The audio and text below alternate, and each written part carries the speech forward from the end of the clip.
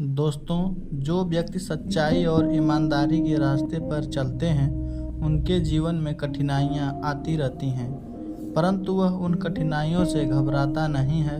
आइए इसे एक सच्ची घटना के माध्यम से समझते हैं। एक दिन, एक रात घने कोहरे से ढकी हुई थी। दिल्ली के पुराने हिस्से की संकरी गलियों में ठंड की हवा का एक झोंका चुरचुरी करता हुआ गुजर रहा था। रंजन कपूर, एक जाने माने पत्रकार, अपने घर की ओर लौट रहा था, लेकिन इस रात का मौसम एक रहस्यमय सा एहसास दे रहा था। उसके मन में किसी अनहोनी की आशंका थी।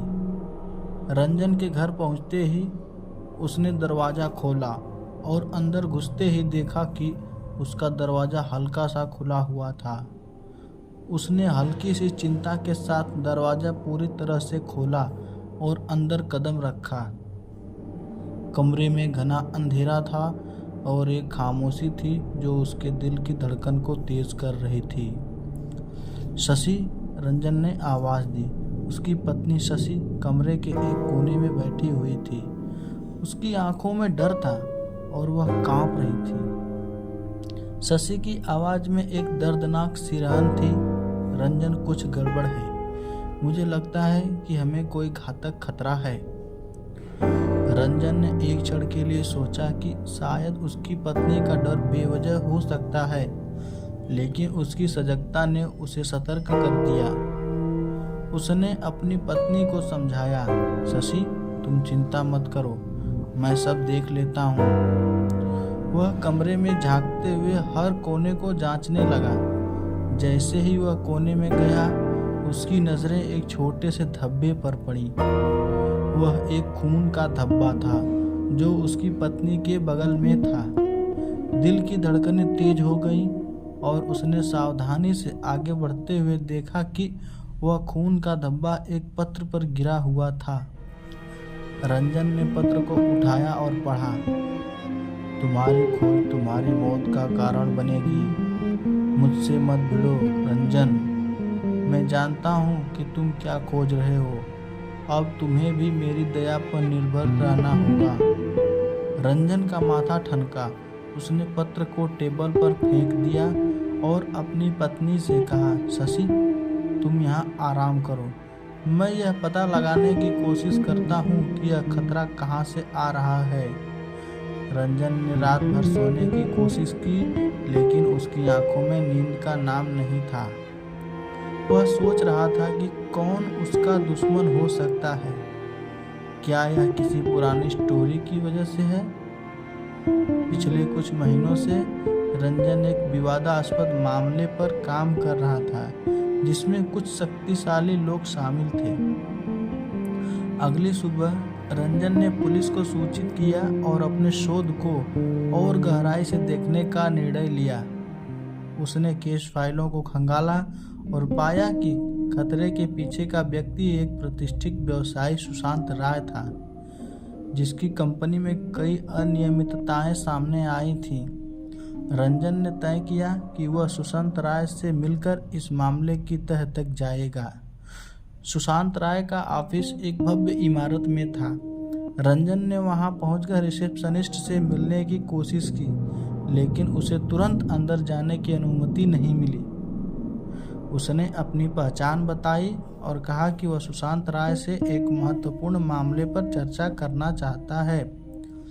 रिसेप्शनिस्ट ने उसे 1 घंटे का इंतजार करने को कहा। रंजन ने बोरियत के साथ पूछा कि शायद यह वक्त बर्बाद करने का एक तरीका है। अंततः उसे सुशांत राय के कार्यालय में बुलाया गया। रंजन कपूर, कृपया बैठें, सुशांत ने हंसते हुए कहा। उसकी मुस्कान में एक घातक चंचलता थी। आपसे मिलकर अच्छा लगा। आप किस बारे में बात करना चाहते हैं? सुशांत राय ने कहा। रंजन ने सीधे मुद्दे पर आते हुए कहा, मैं जानता हूं कि आप पिछले कुछ महीनों से कुछ गड़बड़ी कर रहे हैं। मुझे पता चला है कि आप मेरे जीवन को खतरे में डाल रहे हैं। क्या आप मुझे इसके बारे में कुछ बताना चाहेंगे? सुशांत ने खुद को सहज दिखाने की कोशिश की। मुझे नहीं पता आप किस बारे में बात कर रहे हैं। मेरा व्यवसाय में कोई गड़बड़ी नहीं है, और अगर आप ऐसा सोचते हैं तो मैं आपकी मदद कैसे कर सकता हूँ। रंजन ने सुशांत की आंखों में झांकते हुए कहा, आप शायद इस बात को हल्के में ले रहे हैं, लेकिन मैं जानता हूँ कि आप कुछ छुपा रहे हैं। खतरा असल में मेरे पास है और आप उसका हिस्सा हैं। सुशांत की मुस्कान कुछ फीकी हुई, लेकिन उसने खुद को नियंत्रित किया। मुझे लगता है कि आप गलतफहमी में हैं, सुशांत ने बोला। अगर आपको किसी प्रकार की चिंता है तो आप पुलिस से संपर्क कर सकते हैं। रंजन ने वहां से जाने के बाद सोचा कि सुशांत राय ने कुछ छुपा रखा है। उसने सुशांत के ऑफिस के चारों ओर की गतिविधियों पर नजर रखने का निर्णय लिया। रात को वह ऑफिस के आसपास घूमते हुए कुछ संदिग्ध लोगों को देख पाया। यह लोग बार बार सुशांत के ऑफिस में आ रहे थे और बाहर जा रहे थे। रंजन ने इस लोगों का पीछा किया और एक सूने इलाके में पहुंचा।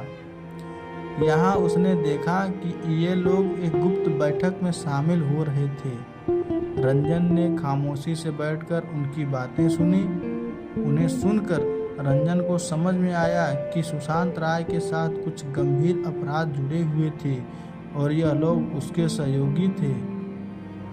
रंजन ने देखा कि ये लोग एक बड़ी योजना को अंजाम देने वाले थे। उन्होंने तय किया कि एक बड़ी डील में शामिल होंगे जो भ्रष्टाचार को बढ़ावा देगी और इससे जुड़े कई अपराधों को अंजाम देंगे।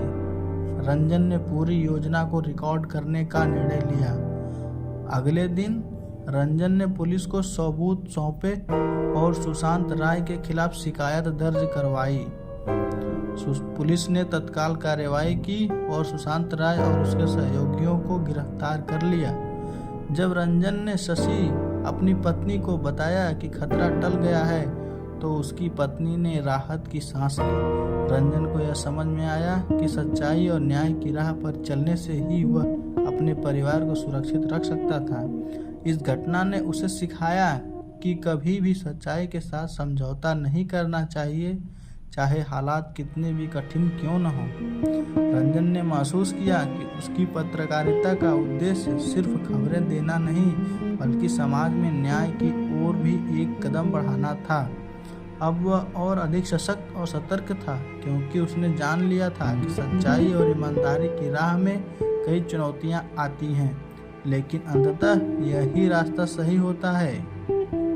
दोस्तों, यदि वीडियो अच्छा लगा तो लाइक करें और चैनल को सब्सक्राइब करें, जिससे कि हमें मोटिवेशन मिलता रहे। जय हिंद।